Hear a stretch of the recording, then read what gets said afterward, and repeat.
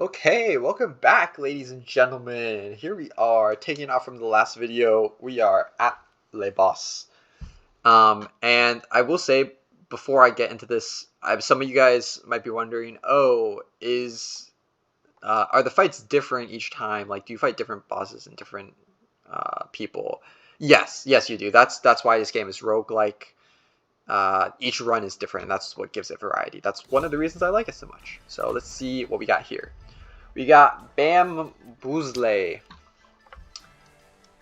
18 health, 3 attack. He spawns. See, unlike in regular fights, the boss spawns immediately. And I will say, the first boss fight is pretty friggin' hard. It's where a lot of people struggle, I would say. Now, here we go. What are we thinking? So this guy has Snowball, so he can only have max 1, so this guy's actually not that useful. You'll see also here, what's really important is this boss spawned kind of in the middle between these two rows.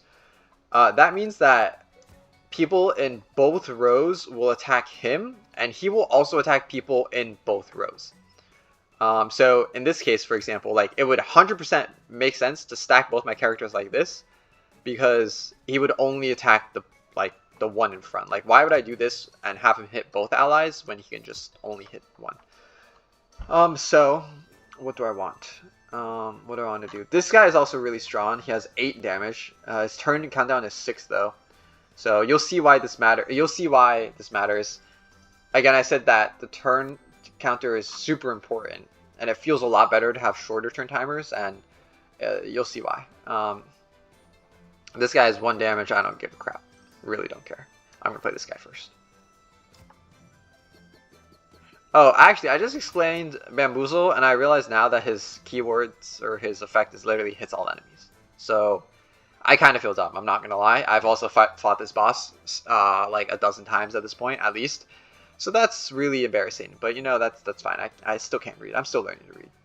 When you start playing this game, I'm sure as hell you're gonna read wrong too. You're gonna like play cards and not realize your turn's over, and you're gonna do a lot of dumb stuff too. So screw you. Alright, so let's see. I'm gonna have him tank this guy first because he's in front. I also have ink, which I'm going to apply once this turn timer gets lower. Once he gets to like 1, I'm gonna apply ink so that way it silences this and he only hits 1 guy.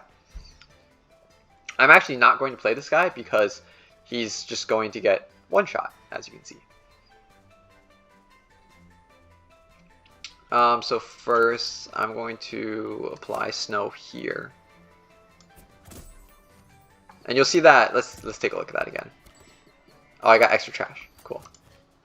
So this applies to. It has 0 damage, but I don't know if you noticed. This guy's attack actually went down. You can kind of see a sliver of it right here. The sword kind of went down a little bit. His attack still got reduced. So it's exactly like the way Scrap works. Even if you get hit by something that has 0 attack, it still goes down. This guy's attacking. It doesn't matter, like, if this guy's attacking, but these allies aren't, you can put him here and it'll still work. He won't get, like, blocked by allies or anything like that. I guess I'll kill... No, I'm just going to keep hitting this guy, actually.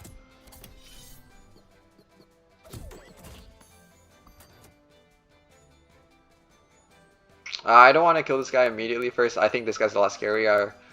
You'll see why. Again, I'm only going to play this first boss fight actually, because I think most of the explanation will be done, and I don't want to spoil too much of the gameplay for you. Or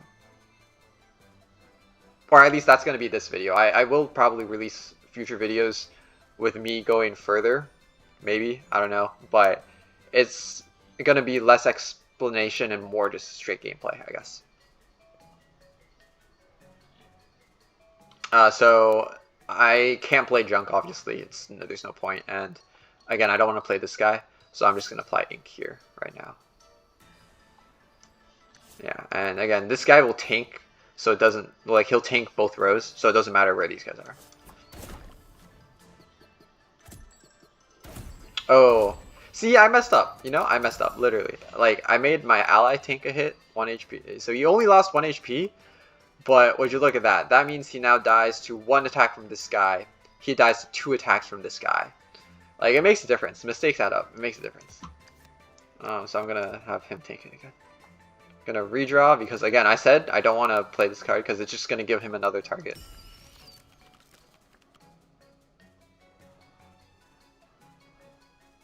Ooh, I got Clockwork Bomb, baby.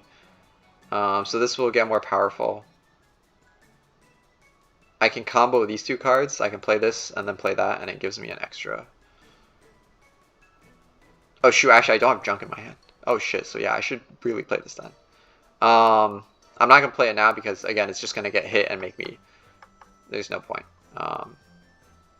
Hopefully that makes sense.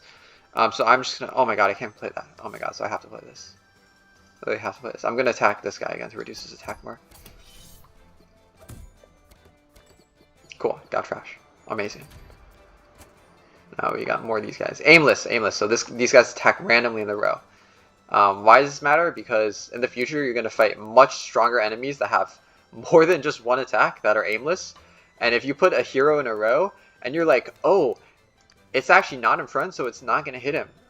Guess what? You're gonna get RNG'd 1/3 of the time, and you're gonna die and lose your run. So again, be careful. Take your time. Pay attention to detail, especially when you're starting out. So this will kill. So I'm going to play this. And it kills because the bomb on.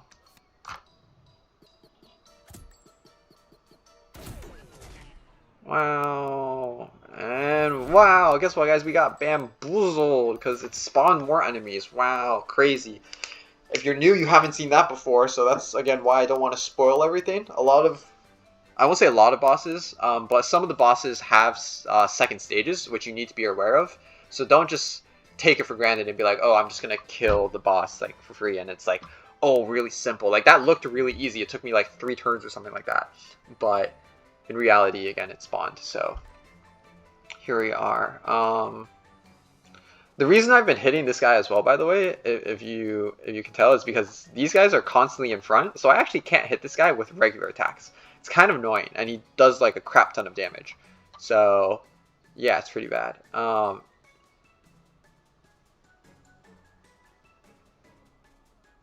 So these guys only deal 1 damage, so I'm really not scared of them. So I'm actually going to move both of these characters up because I don't want Junkhead to be hit. And like, I could technically move Junkhead down, but then he still has a chance of getting hit by this one, right? And if Junkhead's solo in a lane, he's for sure getting hit. Like, Aimless is only in the same row, okay? So it's not every single enemy. It's only in the same row. So this minimizes the chance that Junkhead will get hit because it's 1 out of 3. But what do I want to do this turn? I'm going to play this one, actually. Right? Oh, shoot. Okay, yeah, no. Okay, I take back what I said. See, again, patience is key, attention to detail is key. So I need to recycle junk in order to play this card. Why is this card good? Because it gives him free health. Why am I trying to play this card? Because it makes this card the rightmost card in my hand, which makes it OP. And why am I placing Junkhead down here now, where it's guaranteed to get hit? Because I need an extra trash in order to play Sunson Box. So I'm thinking 2 turns ahead, basically. Yeah, simple as that.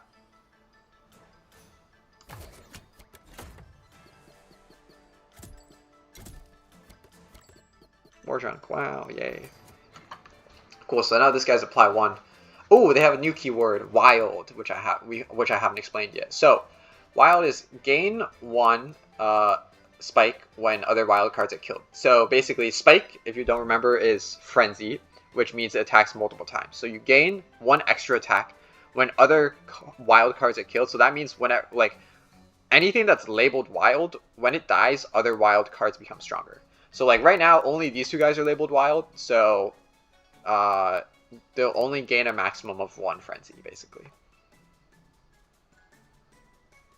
Oh, I have to trash 2. Oh, I didn't know that. Okay, whatever. Well, anyways, this guy applies snow, so for sure I don't want him hitting my characters, so I'm going to make Junkhead tank this, for sure.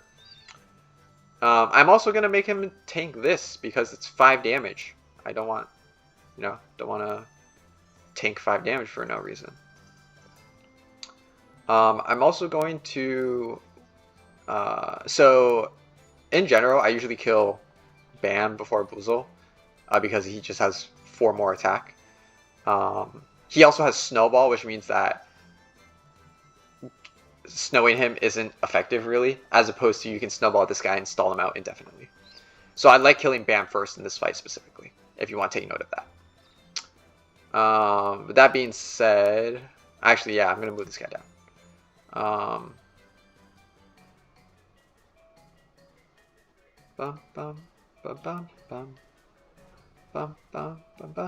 Okay. This guy getting hit twice means I'm going to get 2 junk. So that means I'm going to get enough to play Clockwork Bomb next turn. So this turn, I'm actually going to play Sudden Saw Box. I'm going to increase this guy's attack, reduce his turn countdown. This is going to go to 1, right? And don't forget, turn counter is extremely important. Turn order is top to bottom, then top to bottom, then top to bottom.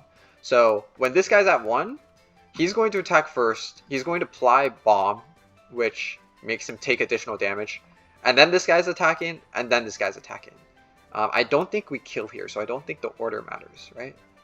It's 4 damage, 12 HP. Oh, you know what? It might matter. It probably matters, actually. So I'm going to switch it around. So that way, hopefully, he kills him, and he gains 2 attack.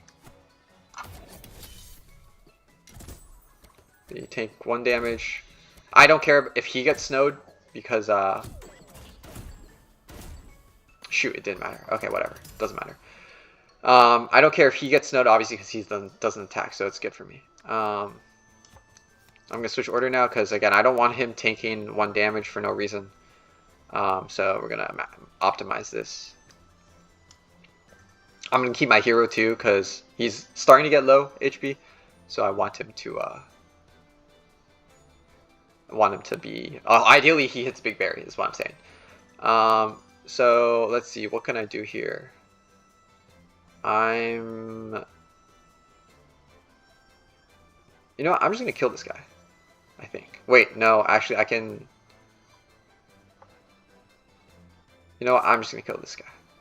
Oh, applying 4 bomb is so good, though. It's going to be like a one-shot. So it's better to apply it here, but I do want to kill... Oh, I can kill this guy with this. So I'm just going to... Yeah, I'm going to do this. Hey, he hit Berry. Big Pog. I have 5 junk. Awkward. But it's okay because I can redraw for free. Remember I said redraw for free is tempo. It's really good. So there you go. Also, totally forgot. Super important point. This is probably like the most important point of this video specifically. Still, biggest point overall is take your time, be patient, because when you play a card, your turn ends. Don't do stupid stuff. Don't forget anything. Biggest point of this episode that I haven't said yet is you can recall allies. What does that mean? You can drag them here and take them off the battlefield. That makes them heal health. So every time you recall an ally, I'm going to show you right now actually. Every time you recall an ally, it gains 5 health. You can't overheal, by the way, but it regains 5 health, so this guy will go to 12. Recalling allies is a tempo loss, okay? Because obviously this turn timer goes away. But that being said, recalling allies is still really, really strong. Why? Because you can have an ally tank a hit and then just recall him and he's at max HP. Or, for example, when you summon an ally, his turn counter is going to go down. Then eventually he's going to attack and his turn counter is going to go back to like 4, like Big Berry. Now, the moment he attacks, after he attacks, you can recall him. And in combination, those two are very strong because let's say you have Big Berry tank a hit for you and he goes down to 7 HP. Then he doesn't take any more damage. He attacks, his turn counter goes back to 4. You recall him, he gets a free heal, and actually it's not a tempo loss, right? Because he's at max turns anyways. I say that, technically it's still tempo loss because you need to replay him, but again, I think overall it's worth it in that specific case, and because of that, it's important to recall allies. I don't know how it works in other games. Slay the Spire, it doesn't work like that. There's nothing like that. But recalling allies, super important, super underrated. I don't see enough people doing it. So yeah, just remember when you can. It takes a lot of getting used to. It's very situational. You don't want to. You can't recall your hero. Okay, very important. You can't recall and heal your hero, Sorry. So you need allies to still tank for you. Like if your hero's gonna die, you can't recall the ally because your hero's gonna die. So, anyways, yeah. Here we go. What do I want to do this turn? So I'm probably what card? So I have this left. I'm probably just gonna play this, to be honest, and then redraw next turn. So this guy's gonna apply snow. I'm probably gonna switch here because I don't want to apply snow. I don't care. This guy's one damage. Don't care if he attacks me. And I'm gonna show you guys the recall here after this turn. Sorry. Wait, no, not after this turn. No, I'm just gonna recall. Yeah, boom, 5 HP healed. So, okay, now we look at turn order here, right? He's gonna attack first, then he is, but there's no allies in this row. So this guy's going to hit Junkhead, and then this guy's going to hit Big Berry. All right. So again, that's how it works. Pay attention to detail. What do I want to hit here? I'm gonna keep. So remember what I said too about killing other enemies for money? I'm gonna kill this guy for money, actually.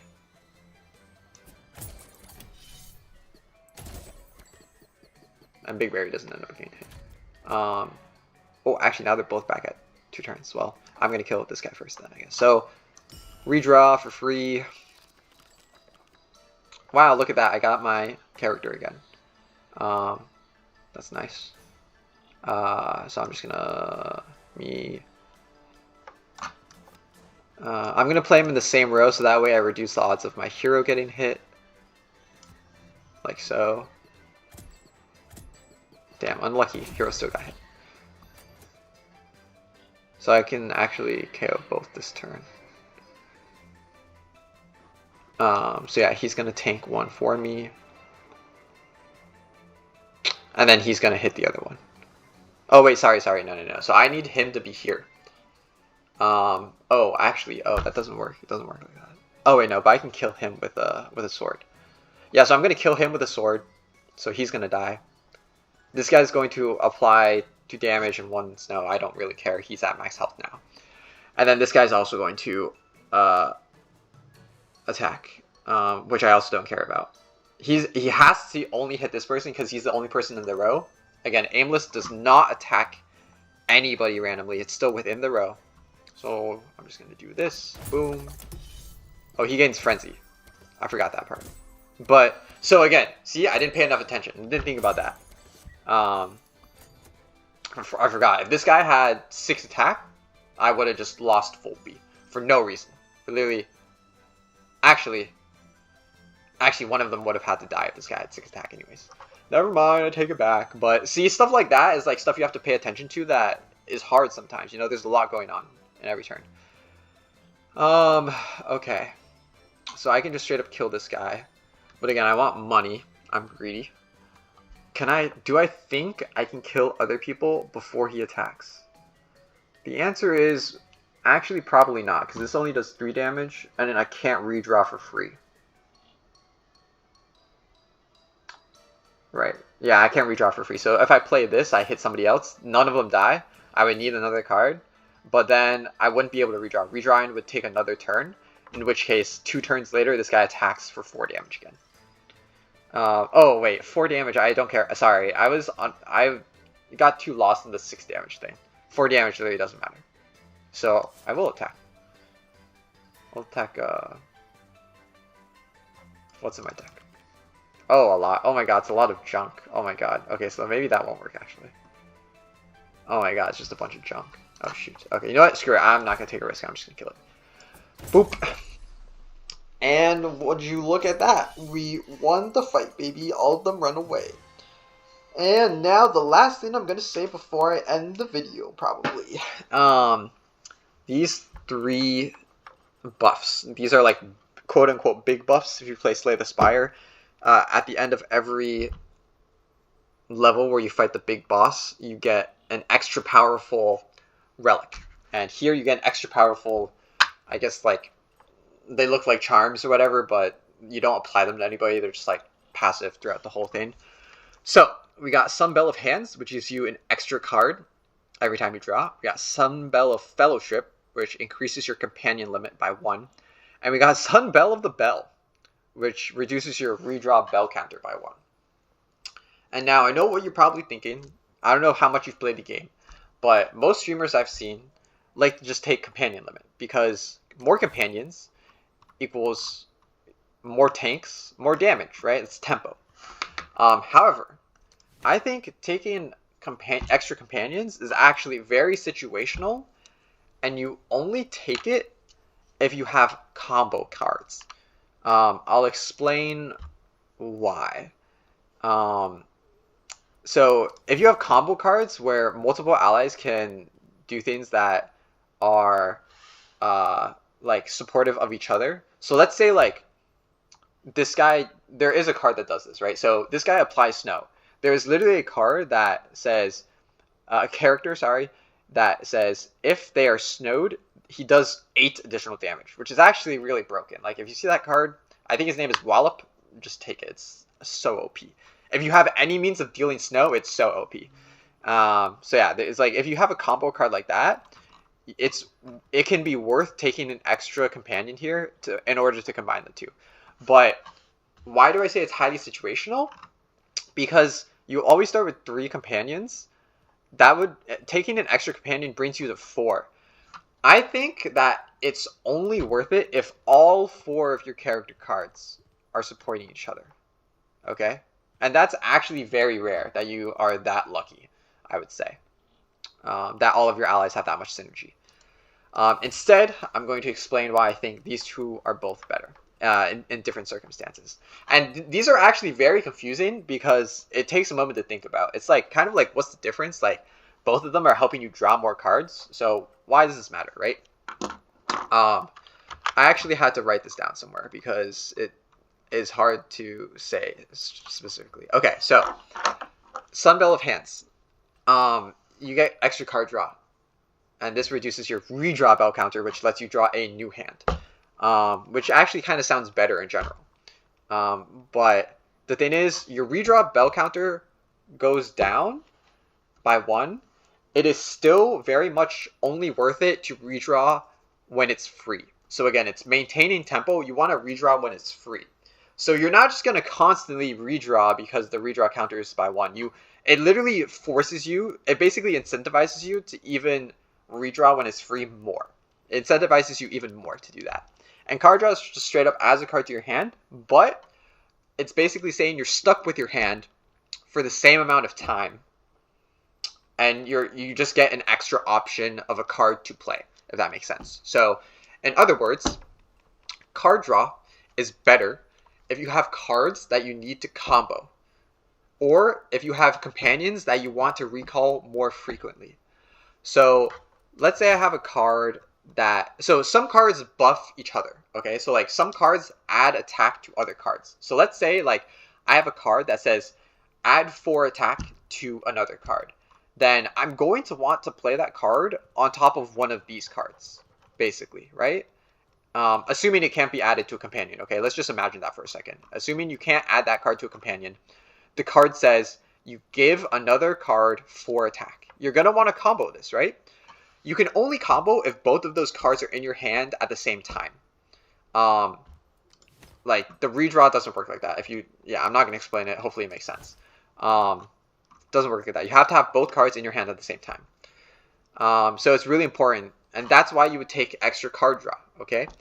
And maybe it's important if you have companions you want to recall more frequently, because you'll draw them in your hand more frequently, okay? Actually, that kind of applies to both, now that I think about it. But yeah, just remember the card combo one. It's important if you want to combo your cards. Now, this one, redraw bell counter -1, is more important is because if you have OP cards in your hand that you want to use multiple times, and you don't really care about the other cards in your deck, you're going to want to take the redraw bell counter going down. So like for me, right, I really like Sunson whatevers because they reduce countdown. Everything that reduces countdown, in my opinion, busted. So in order to, like, honestly, like, if you're stuck and you don't know, just take redraw bell counter -1. Okay, just trust. Just like take it. You're gonna draw Sunbox more frequently, and that's gonna help you a lot. Like, that's all I'm gonna say. It's just gonna help you a lot. It makes things easier. It's so busted. Now, even more reason to play this is because there are certain cards in your hand that are just gonna be useless. Like, I'm not actually gonna want to play Gear Hammers over and over again, because there are other things I can do. I guess it's different because these gain 1 attack, but for other classes, like the Snow class, the Snow Kingdom class or whatever, you're going to see that the cards do not gain 1 attack. They just straight up deal 2 damage permanently, which is really stupid, by the way. Another card balancing issue, right? If we're going to talk cons of the game real quick, like, why does this class literally just have a card that is straight up better? It's the same, but better than the other class. Like, why? Why didn't you just make them all the same? Like, I don't understand, but that's how the game works. So let's say you're just starting with the Snow Kingdom class, right? It just as a 2 damage does nothing. I'm not going to want to play that a lot of the time. So I'm going to play my other cards first. Like, I'll play Sunbox first. I'll play Snowzuka first. I'll play Clockwork Bomb first. And then, boom, I can redraw. Essentially, like, it reduces number of cards I have to play. It's pretty strong. But, yeah, so that's the that's an overview of these 3 things. As I said, I personally think the companion limit +1 is a big, huge bait. And it's very situational. I think it's only good when you have more than 3 allies that all combo well with each other. And again, very situational. So, and when in doubt, just take Sunbell of the Bell. Just take it. So, what am I going to take this time? Let's see. So what's important to me? So what's important to me is that redrawing these guys is actually kind of important to me because they recover health. And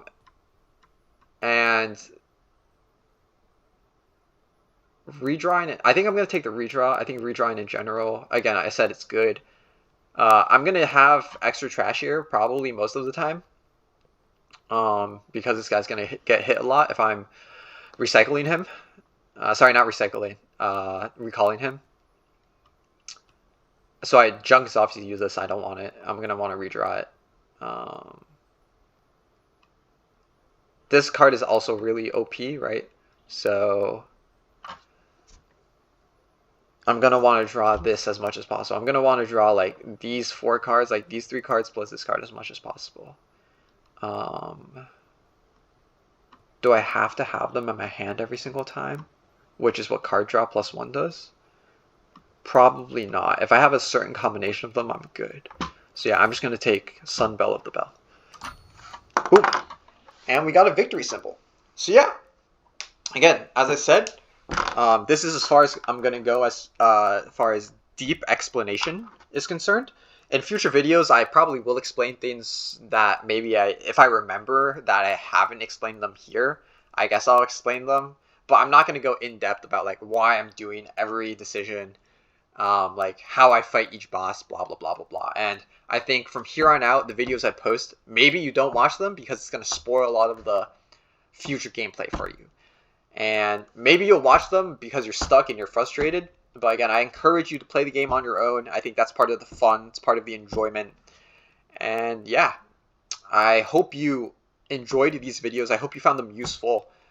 If you like them, feel free to subscribe, like, comment, whatever. I don't really care about that. But I hope this was helpful to you. I hope this wins you more battles and gets you into the game faster.